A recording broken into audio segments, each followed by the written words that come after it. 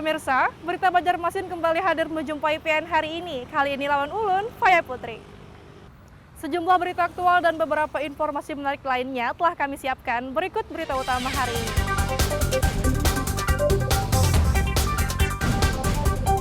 Tiga orang di Kabupaten Hulu Sungai Tengah diduga tenggelam di irigasi saat memancing.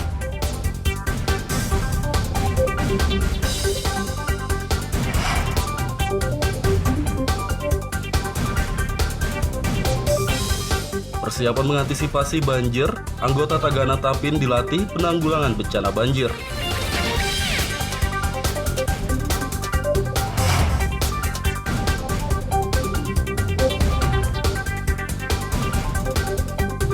Petugas pelayanan Posyandu sudah disiapkan untuk vaksinasi COVID-19 bagi anak usia 6 hingga 11 tahun.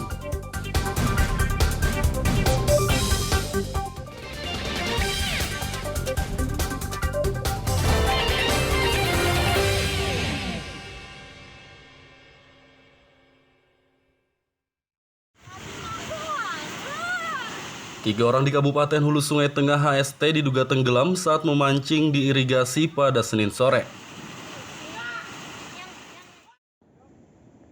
Tiga orang yang diduga tenggelam tersebut berjenis kelamin laki-laki, masing-masing bernama Jerry 18 tahun, Arga 14 tahun, dan Manto 45 tahun. Ketiganya dilaporkan tenggelam di irigasi Desa Labuhan, Kecamatan Batang Alai Selatan, Kabupaten Hulu Sungai Tengah pada Senin sore sekitar pukul 15 WITA. Kejadian bermula saat korban Jerry hendak mengambil sendalnya yang jatuh ke saluran irigasi, namun terseret arus. Kedua korban lainnya yang ingin membantu juga terseret arus. Satu korban berenang dan hanyut karena derasnya arus, ditolong dengan satu korban anak lagi, ternyata tidak mampu menolong, dan untuk dewasa menolong menggunakan lanting, tetapi karena terjadi banjir bahak, semua korban tidak tertolong dan tenggelam sampai sekarang belum ditemukan. Untuk pola pencarian hari ini kita melakukan pemantauan dari pinggir bendungan dan pinggir sungai sejauh kurang lebih 1 km, dan juga dilakukan di atas air menggunakan rubber boot 4 buah. Hingga Selasa siang, pihak Basarnas bersama BPBD dan relawan gabungan dari Kabupaten Hulu Sungai Tengah dan Tabalong masih melakukan pencarian terhadap ketiga korban. Dari Kabupaten Hulu Sungai Tengah, Lutfi Darlan dan Adiat melaporkan. Berkaitan dengan evakuasi yang dari Persiapan untuk mengantisipasi bencana banjir di musim hujan, anggota Taruna Siaga Bencana Tagana Kabupaten Tapin dilatih penanggulangan bencana banjir oleh Dinas Sosial setempat.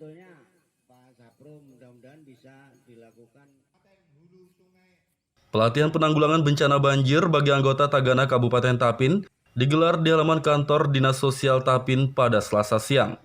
Dalam kegiatan ini, para anggota Tagana melakukan simulasi mendirikan posko siaga banjir, mengevakuasi warga terdampak banjir, hingga menyiapkan logistik dan peralatan dapur umum. Kepala Dinas Sosial Kabupaten Tapin, Samsi, mengatakan pelatihan ini digelar untuk persiapan dan pemantapan bagi anggota Tagana dalam penanggulangan bencana banjir. Yang jelas pada hari ini kami melaksanakan kegiatan dapur umum. Dapur umum juga nanti kami laksanakan simulasi terkait dengan penanggulangan bencana di lokasi. Jadi seolah-olah ada suatu bencana dan kami akan coba lakukan simulasi dengan harapan manakala terjadi bencana, ketenagaan kami sudah siap untuk menyikapi hal tersebut. Untuk peserta Pak, dari unsur apa aja Pak?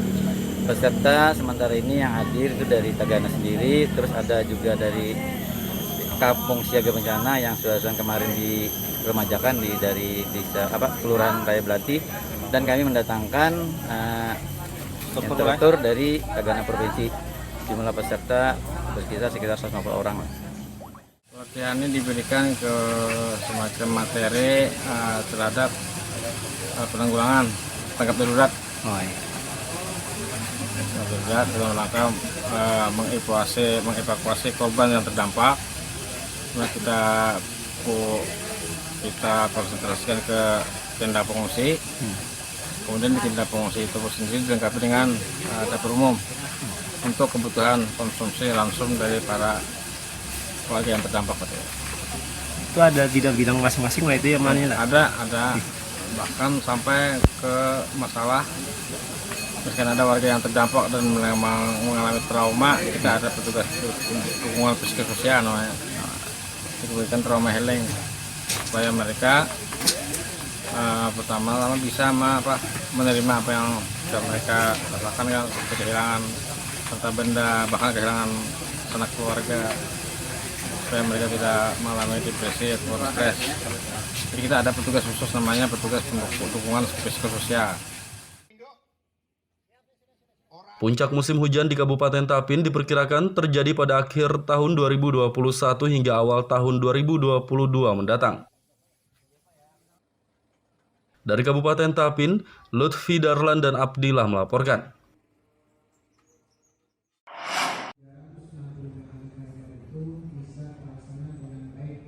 Menindaklanjuti penolakan warga terhadap pembangunan tempat pengolahan sampah sementara atau TPSS di lahan eks Aula Sekolah Tinggi Ilmu Kesehatan Stikes Inten Martapura, pemerintah Kabupaten Banjar menggelar rapat koordinasi atau rakor pada Selasa siang.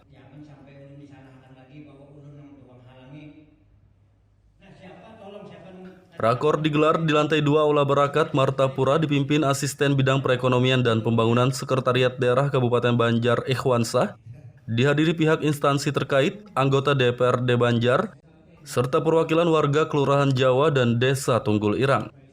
Perwakilan warga Saipul mengatakan, warga menolak pembangunan TPSS karena tidak ada sosialisasi terlebih dulu dari pemerintah bahwa TPSS itu merupakan tempat pengolahan sampah sementara yang sudah terpilah.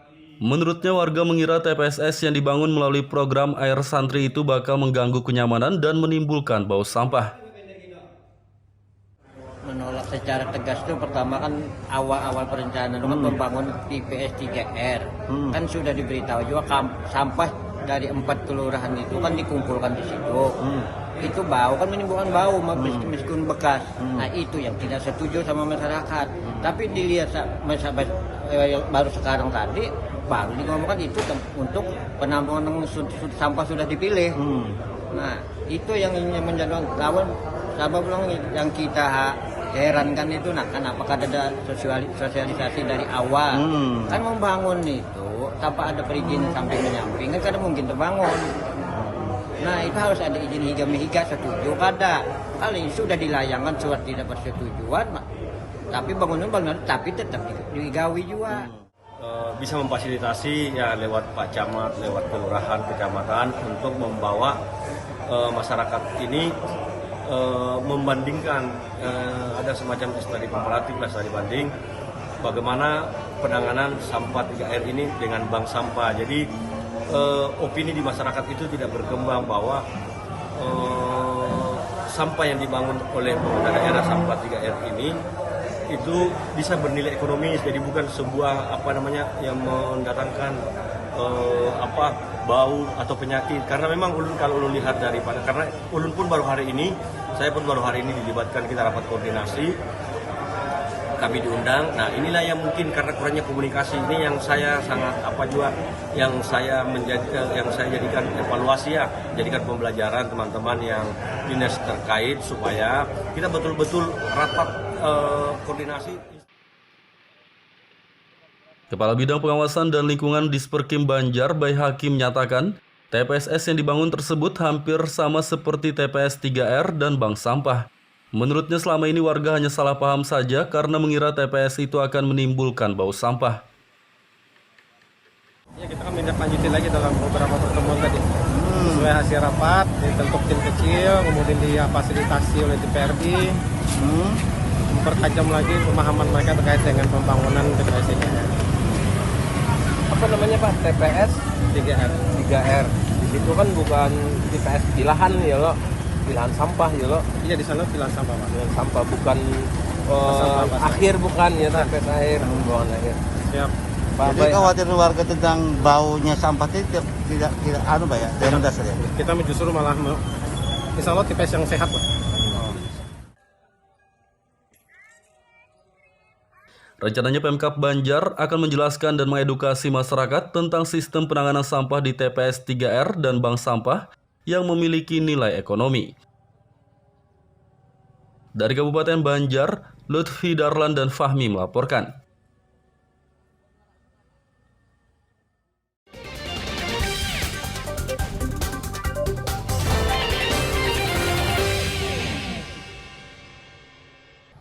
Pemirsa, masih bersama kami dalam Kabar Banjarmasin. Gesan pian hanyar bergabung, berikut berita Banjarmasin utama hari ini.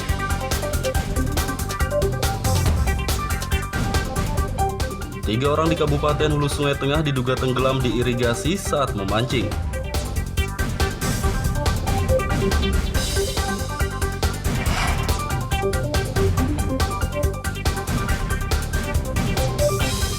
Persiapan mengantisipasi banjir, anggota Tagana Tapin dilatih penanggulangan bencana banjir.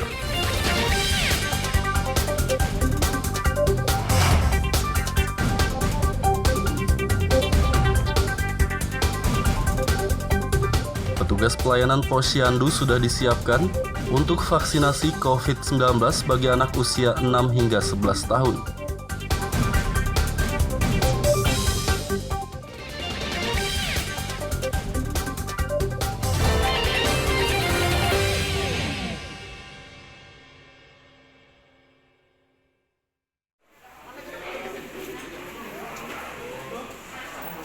Rencana vaksinasi COVID-19 untuk anak usia 6 hingga 11 tahun di Kota Banjarmasin terus dipersiapkan oleh Dinas Kesehatan setempat.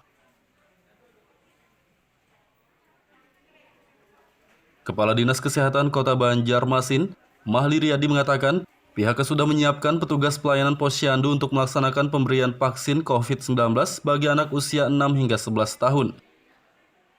Menurutnya, vaksinasi untuk anak-anak itu akan digelar di beberapa tempat seperti puskesmas, sekolah, dan posyandu.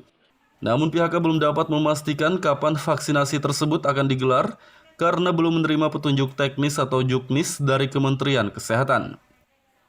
Ini yang informasi yang kita dapatkan 0,3 mili ya sepertiga dari dosis orang dewasa itu yang akan nantinya kita pakai. Tetapi kita masih tetap juga menunggu dari juknis yang resmi dari Kementerian Kesehatan yang sampai hari ini belum kita terima. Ya, yang jelas kita sudah mempersiapkan para kader posyandu untuk membantu mendata. Saat ini mereka sedang mendata jumlah anak yang di kampung-kampung di tempat mereka tinggal di kelurahan itu yang berapa usia 6 sampai dengan 11 tahun yang kita kumpulkan kemarin. Itu tujuannya ya mereka menginformasikan kepada kita berapa jumlah orang. Kemudian kita juga udah kirim surat ke Dinas Dukcapil untuk meminta data juga berapa jumlah anak yang usia 6 sampai dengan 11 tahun. Masih kita Mahli menambahkan dosis vaksin COVID-19 yang akan disuntikan untuk anak usia 6 hingga 11 tahun diperkirakan hanya sepertiga dari dosis orang dewasa. Dari Kota Banjarmasin, Lutfi Darlan dan Fudael melaporkan.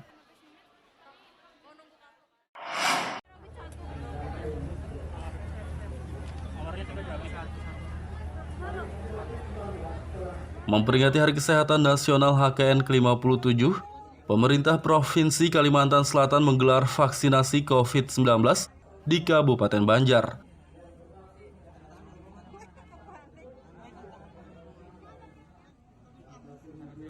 Vaksinasi COVID-19 dalam peringatan HKN digelar di halaman Institut Agama Islam Darussalam atau IAID Martapura, Kabupaten Banjar pada Selasa pagi. Kegiatan vaksinasi dosis pertama ini diikuti ratusan warga dari berbagai kawasan di Kabupaten Banjar. Dalam kegiatan ini, Pemprov Kalsel juga menyerahkan penghargaan untuk 3 daerah yang memiliki capaian vaksinasi tertinggi di Kalsel, yaitu Kota Banjarmasin, Kota Banjarbaru, dan Kabupaten Tanah Bumbu. Kepala Dinas Kesehatan Banjarbaru Rizana Mirza mengatakan, capaian target vaksinasi Banjarbaru merupakan yang tertinggi di antara daerah lainnya. Menurutnya, capaian untuk vaksin dosis pertama sebesar 67,68%, sedangkan dosis kedua 54,70%. Sementara vaksinasi lansia dosis pertama 45,74%. Nah, jadi Banjarbaru itu hari ini berdasarkan data terakhir untuk yang secara keseluruhan untuk dosis pertama kita telah melakukan 67,68% capaian kita untuk dosis pertama. Untuk dosis kedua 54,70%. Nah, kemudian hari ini juga penghargaan bahwa kita termasuk pencapaian untuk lansia. Vaksinasi yang tertinggi juga ya, sebanyak untuk dosis pertama 45,74% ya untuk lansia. Jadi kita hari ini untuk keseluruhan dan untuk lansia pencapaian vaksinasi. Targetnya kapan nih Pak? Sampai 70% Pak? Insya Allah kami upayakan di akhir November ini. Ya, mohon dukungan kawan-kawan semua, tolong digerakkan semua warga masyarakat untuk bisa bergerak vaksin di puskesmas, ke puskesmas keliling sudah kita sediakan. Kemudian di Bapelkes itu buka setiap hari juga untuk vaksin. Silakan warga masyarakat Banjarbaru. Alhamdulillah kita vaksin banyak, ya manfaatkanlah ini secepatnya sehingga kita di akhir November ini bisa 70%. Seluruh daerah di Kalsel diminta untuk mempercepat pemberian vaksin bagi masyarakat agar target vaksinasi COVID-19 sebesar 70% dapat tercapai pada akhir tahun mendatang. Dari Kabupaten Banjar, Lutfi Darlan dan Fahmi melaporkan.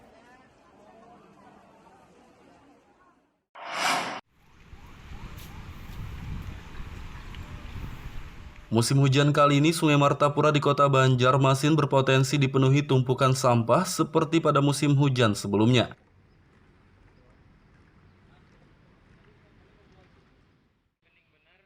Namun sayangnya kapal sapu-sapu yang biasanya digunakan untuk membersihkan tumpukan sampah di sungai sudah tidak dapat beroperasi lagi di musim hujan kali ini. Kepala Bidang Sungai Dinas Pekerjaan Umum dan Penataan Ruang PUPR Banjarmasin, Hisbul Watoni mengatakan, kapal sapu-sapu tak bisa digunakan lagi karena kontraknya dengan Balai Wilayah Sungai BWS Kalimantan II telah berakhir. 200 kalau dihitung-hitung cuma sekitar 2 bulan aja. Kalau kami dihulukan lelang kemarin di awal-awal, kami khawatir akhir tahun tidak disapu-sapu gitu nah. Karena sapu-sapu ini kita berkomitmen lawan balai kan, hubungannya karena di awal tahun kita di akhir tahun gitu kan. Jadi karena anggaran yang kami ini perubahan terus terang 14 eman kurang potong anggaran kita, anggaran sungai. Untung mah ada habis lah, kalau nggak 2020 kan habis kok. Kerja kamu nggak apa-apa, kita 2021 ini kita 14 M dipotong untuk menambahkan di SN untuk supaya KSN tahun ini selesai. Jadi kayak Pak, kalau yang antisipasi? Jadi yang kami pertahankan lah, yang kami pertahankan juga karena anggaran Ayani Petan itu memang belum ada di Brunei.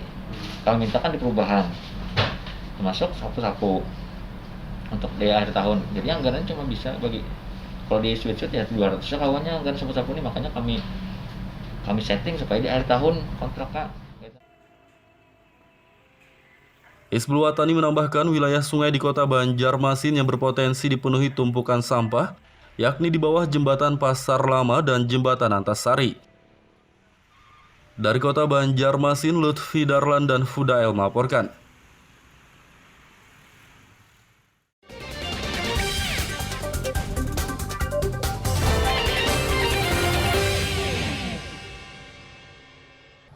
Pemirsa, masih bersama kami dalam Kabar Banjarmasin. Gesan yang hanya bergabung, berikut berita Banjarmasin utama hari ini.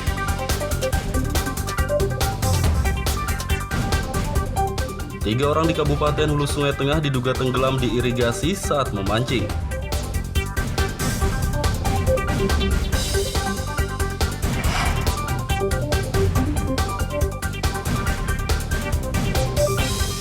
Persiapan mengantisipasi banjir, anggota Tagana Tapin dilatih penanggulangan bencana banjir.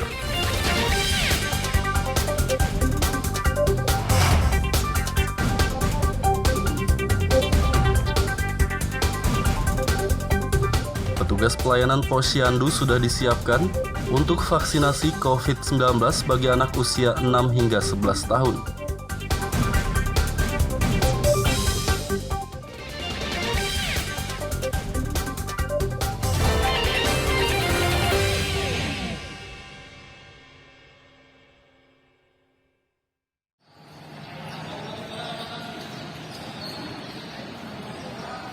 (16) tim futsal pelajar SMA sekota Banjarmasin ikuti turnamen futsal Dandim Cup 2021 yang digelar di Gedung Upik Futsal kawasan Benua Anyar, Banjarmasin Utara pada Selasa siang.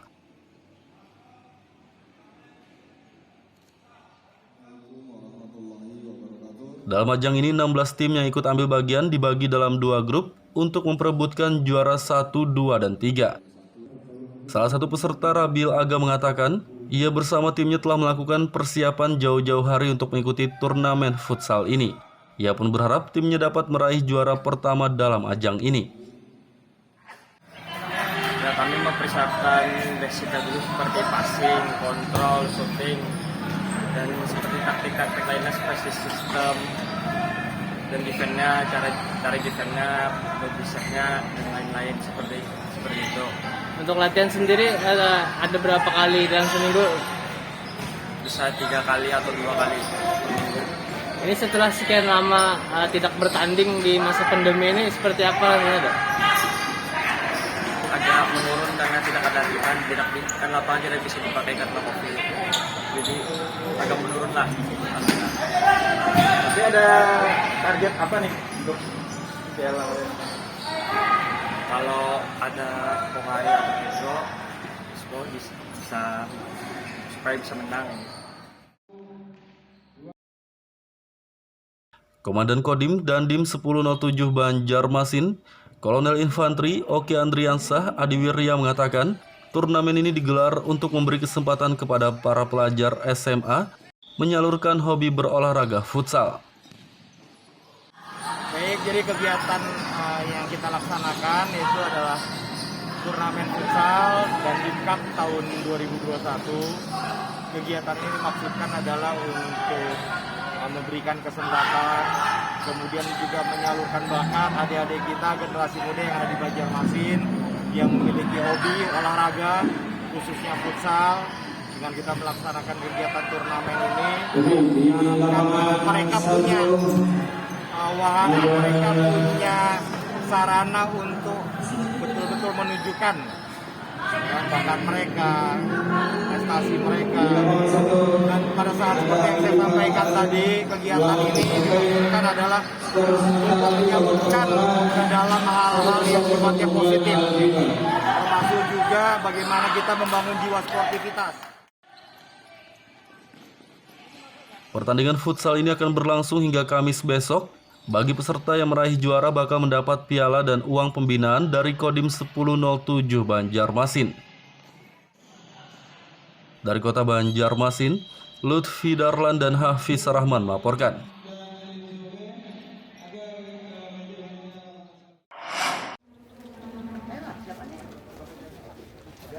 Meski belum rampung 100%, gedung olahraga GOR Setara di kawasan Tarutan Marabahan, Kabupaten Batola akhirnya diresmikan oleh pemerintah setempat. Peresmian GOR Setara digelar pada Selasa pagi dipimpin oleh Bupati Batola Nurmiliani bersama jajaran Forkopimda setempat. Setelah meresmikan GOR Setara, Nurmiliani langsung membuka turnamen bulu tangkis Bupati Cup 2021 di GOR ini. Nurmiliani berharap dengan adanya GOR Setara dapat meningkatkan prestasi atlet-atlet Kabupaten Batola. Ini dengan ditandai turnamen bulu tangkis, ya Bupati Cup, dan ini merupakan hadiah buat masyarakat Batola dari kami. Makanya gedungnya ini namanya dari itu GOR Setara. Jadi kalau orang lihat ingat GOR Setara pada saat pengabdian kami dengan Pak Rahmadianur artinya. Jadi memang sengaja tidak mengambil embel-embel nama seseorang ya, tapi adalah ikon yang selama ini di pemerintahan. GOR Setara yang dibangun dengan anggaran 14,4 miliar rupiah ini berukuran 1000 meter persegi. GOR ini mampu menampung 2000 penonton dan memiliki 5 gelanggang olahraga, yakni bulu tangkis, voli, basket, futsal, dan tenis meja. Dari Kabupaten Batola, Lutfi Darlan dan Ibrahim melaporkan.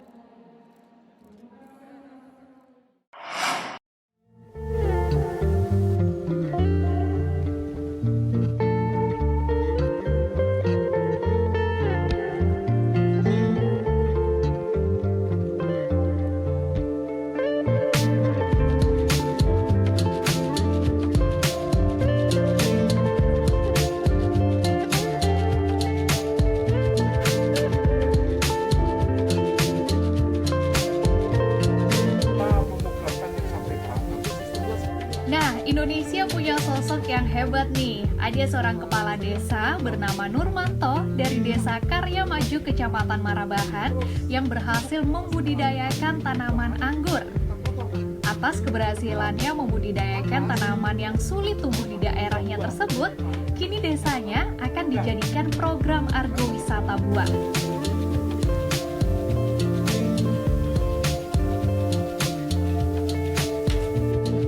Keberhasilan Nurmanto membudidayakan tanaman anggur awalnya dicoba di kota Banjarbaru. Setelah ditanam selama kurang lebih setengah bulan, tanaman anggur yang ditanamnya tersebut sudah mulai berbuah loh. Dan perkembangan tanaman anggur yang dibudidayakannya terlihat bagus, sehingga Nurmanto akan membagikan tanaman yang dibudidayakannya ini pada warga masyarakat desanya sebagai contoh bahwa tanaman anggur bisa tumbuh di desanya.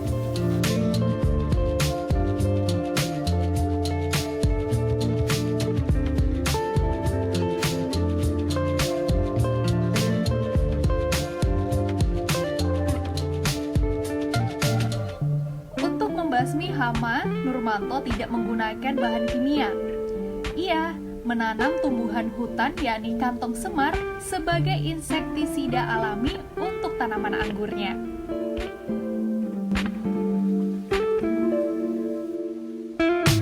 Karena telah berhasil membudidayakan tanaman anggur ini, maka selanjutnya pembudidayaan tanaman anggur akan dianggarkan dengan dana desa untuk dijadikan program agrowisata buah di desanya.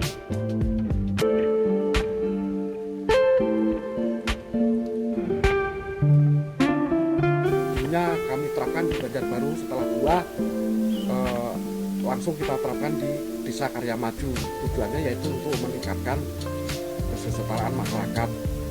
Nah, dengan itu alhamdulillah ada program yang namanya agrowisata. Kebetulan sekali akhirnya masuklah di situ. Kami tahun 2020 itu sudah menyantangkan 1 hektar itu adalah kebun anggur, baik itu jenis dari Opena, Belgia, dan macam-macam. Nah di situ itu nanti untuk petik anggur bersama, khususnya kita buka untuk umum di desa kami. Namun kami juga akan menerobos untuk pembuatan, karena kemarin kami studi banding di Jogja, jadi di sana ada kampung anggur. Akhirnya pulanglah, kami ingin mengeterapkan di Kalimantan juga ada kampung anggur mas. Jadi nanti jalan-jalan lihat desa itu semua insya Allah nanti akan kita anggarkan untuk pembudidayaannya, sehingga untuk penambahan kesetaraan masyarakat. Dengan pembudidayaan tanaman anggur ini diharapkan perekonomian warga Desa Karya Maju ke depannya akan lebih meningkat. Muhammad Lutfi Derlan melaporkan dari Batola, Kalimantan Selatan.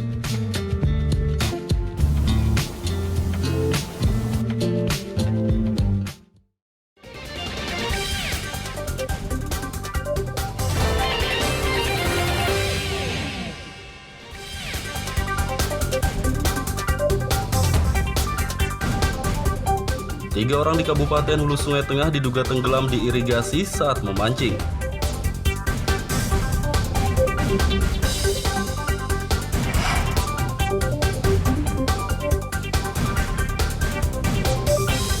Persiapan mengantisipasi banjir, anggota Tagana Tapin dilatih penanggulangan bencana banjir.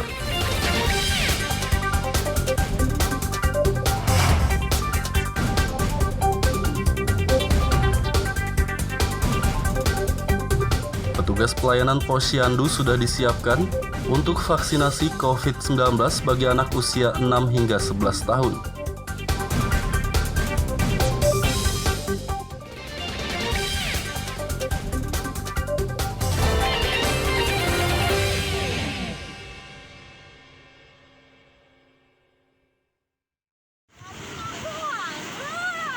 Tiga orang di Kabupaten Hulu Sungai Tengah HST diduga tenggelam saat memancing di irigasi pada Senin sore. 3 orang yang diduga tenggelam tersebut berjenis kelamin laki-laki, masing-masing bernama Jerry 18 tahun, Arga 14 tahun, dan Manto 45 tahun. Ketiganya dilaporkan tenggelam di irigasi Desa Labuhan, Kecamatan Batang Alai Selatan, Kabupaten Hulu Sungai Tengah pada Senin sore sekitar pukul 15 WITA. Kejadian bermula saat korban Jerry hendak mengambil sendalnya yang jatuh ke saluran irigasi, namun terseret arus. Kedua korban lainnya yang ingin membantu juga terseret arus.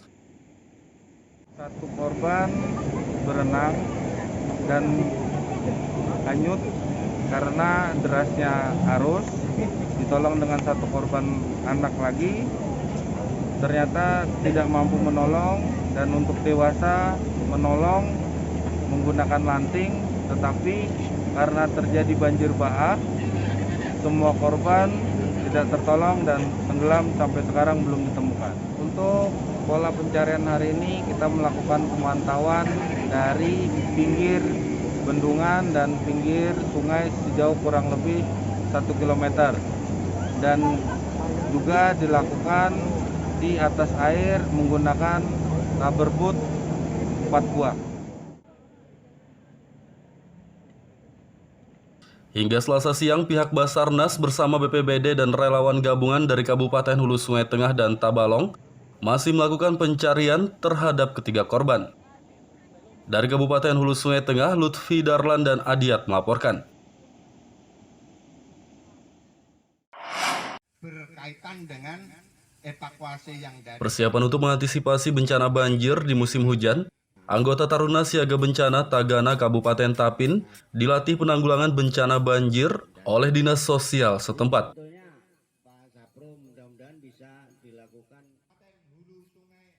Pelatihan penanggulangan bencana banjir bagi anggota Tagana Kabupaten Tapin digelar di halaman kantor Dinas Sosial Tapin pada Selasa siang.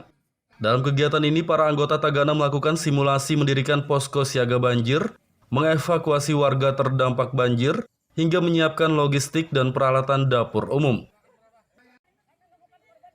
Kepala Dinas Sosial Kabupaten Tapin, Samsi, mengatakan pelatihan ini digelar untuk persiapan dan pemantapan bagi anggota Tagana dalam penanggulangan bencana banjir. Yang jelas pada hari ini kami melaksanakan kegiatan dapur umum. Dapur umum juga nanti kami laksanakan simulasi terkait dengan penanggulangan bencana di lokasi. Jadi seolah-olah ada suatu bencana dan kami akan coba lakukan simulasi dengan harapan manakala terjadi bencana, ketenagaan kami sudah siap untuk menyikapi hal tersebut. Untuk peserta Pak, dari unsur apa Pak? Peserta sementara ini yang hadir itu dari Tagana sendiri, terus ada juga dari Kampung Siaga Bencana yang sudah kemarin diremajakan dari desa Kelurahan Raya Belati, dan kami mendatangkan instruktur dari Tagana Provinsi. Jumlah peserta sekitar 150 orang. Pelatihan ini diberikan ke semacam materi terhadap penanggulangan tanggap darurat. Darurat dalam rangka mengevakuasi korban yang terdampak. Nah, kita konsentrasikan ke tenda pengungsi. Kemudian di tenda pengungsi itu sendiri dilengkapi dengan dapur umum untuk kebutuhan konsumsi langsung dari para keluarga yang terdampak. Itu ada bidang masing-masing lah, itu yang mana? Ada bahkan sampai ke masalah misalkan ada warga yang terdampak dan memang mengalami trauma, kita ada petugas dukungan psikososial namanya. Kita berikan trauma healing supaya mereka pertama bisa menerima apa yang mereka rasakan, kan kehilangan harta benda, bahkan kehilangan sanak keluarga, supaya mereka tidak mengalami depresi atau stres. Jadi kita ada petugas khusus namanya petugas dukungan psikososial. Puncak musim hujan di Kabupaten Tapin diperkirakan terjadi pada akhir tahun 2021 hingga awal tahun 2022 mendatang. Dari Kabupaten Tapin, Lutfi Darlan dan Abdillah melaporkan.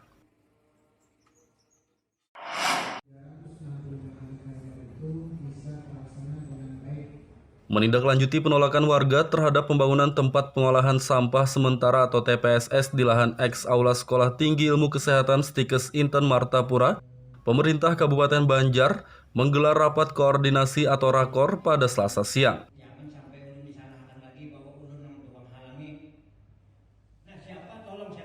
Rakor digelar di lantai 2 Aula Barakat, Martapura, dipimpin Asisten Bidang Perekonomian dan Pembangunan Sekretariat Daerah Kabupaten Banjar Ikhwansah, dihadiri pihak instansi terkait, anggota DPRD Banjar, serta perwakilan warga Kelurahan Jawa dan Desa Tunggul Irang. Perwakilan warga Saipul mengatakan, warga menolak pembangunan TPSS karena tidak ada sosialisasi terlebih dulu dari pemerintah bahwa TPSS itu merupakan tempat pengolahan sampah sementara yang sudah terpilah. Menurutnya, warga mengira TPSS yang dibangun melalui program air santri itu bakal mengganggu kenyamanan dan menimbulkan bau sampah. Menolak secara tegas itu pertama kan awal perencanaan membangun TPS 3R kan sudah diberitahu juga sampah dari 4 kelurahan itu kan dikumpulkan di situ. Itu bau kan menimbulkan bau meskipun bekas. Nah itu yang tidak setuju sama masyarakat. Tapi dilihat baru sekarang tadi baru digomongkan itu untuk penampungan sampah sudah dipilih.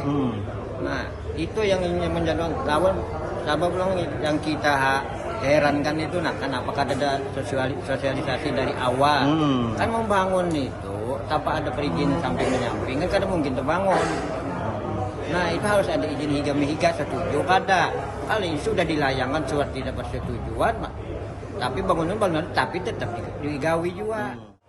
Bisa memfasilitasi ya lewat Pak Camat, lewat kelurahan, kecamatan untuk membawa masyarakat ini membandingkan ada semacam studi komparatif lah, studi banding bagaimana penanganan sampah 3R ini dengan bank sampah. Jadi opini di masyarakat itu tidak berkembang bahwa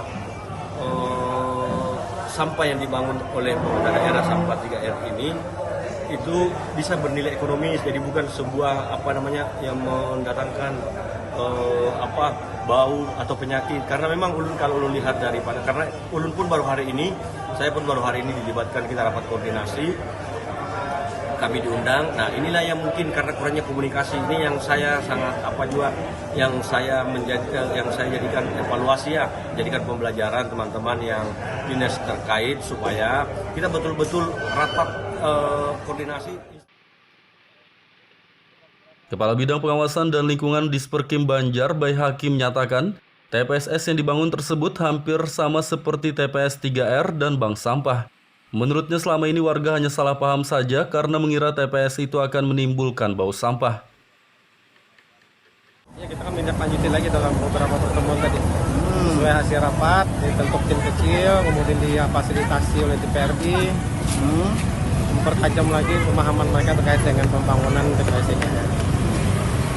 Apa namanya Pak? TPS 3R. Di situ kan bukan TPS pilahan ya lo, pilahan sampah ya lo. Iya di sana pilahan sampah Pak. Pilahan sampah bukan akhir bukan ya TPS akhir, bukan akhir. Siap. Jadi khawatir warga tentang baunya sampah itu tidak mendasar ya. Kita justru malah insya Allah TPS yang sehat Pak. Rencananya Pemkab Banjar akan menjelaskan dan mengedukasi masyarakat tentang sistem penanganan sampah di TPS 3R dan bank sampah yang memiliki nilai ekonomi. Dari Kabupaten Banjar, Lutfi Darlan dan Fahmi melaporkan. Pemirsa, informasi tadi sekaligus menutup perjumpaan kita kali ini. Saya Faya Putri, lawan buan redaksi mengucapkan selamat beraktivitas. Sampai jumpa.